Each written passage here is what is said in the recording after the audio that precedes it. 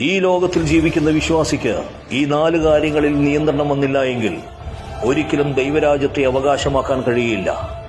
1. കുത്തഴിഞ്ഞ ലൈംഗികത ഒരു വിശ്വാസിയെ സംബന്ധിച്ച് ഏറ്റവും തടസ്സമായ കാര്യം തന്നെയാണ്. 2. പണത്തോടുള്ള ഭ്രമം ഒരു മനുഷ്യനെ സഹായിക്കുവാനോ തന്നെ വെട്ടിപ്പിടിക്കുവാൻ മാത്രം ചിന്തിക്കുന്ന ആ മനസ്സ് എടുത്തുകളയണം. 3. ദൈവത്തിന് വേണ്ടി സമയം ചെലവഴിക്കാൻ നീ ഒരുക്കപ്പെടണം. നിന്റെ ജീവിതം ദൈവത്തിന് വേണ്ടി കൊടുക്കാനുള്ളതാണ്. 4. ആത്മീയത കൊണ്ട് ചൂഷണം ചെയ്യുന്ന ആളുകളുണ്ട്. ക്യാമറ കണ്ണുകളിൽ കൂടി കാണിക്കുന്ന പ്രാർത്ഥനകളും ആരാധനകളും മറ്റുള്ളവരെ ആകർഷിക്കുവാൻ വേണ്ടി മാത്രമാണെങ്കിൽ നീ ഓർത്തോണം, നീ ആത്മീയതയെ ചൂഷണം ചെയ്യുന്ന വ്യക്തിയാണ്. ഇങ്ങനെയുള്ളവരും ദൈവരാജ്യത്തെ അവകാശമാക്കുകയില്ല. ഈ 4 കാര്യങ്ങളിലും ഏറ്റവും സമ്പൂർണമായ വിലക്കുകൾ കൽപ്പിക്കുന്നവന് മാത്രമേ ദൈവസന്നിധിയിലെത്താൻ കഴിയുള്ളൂ.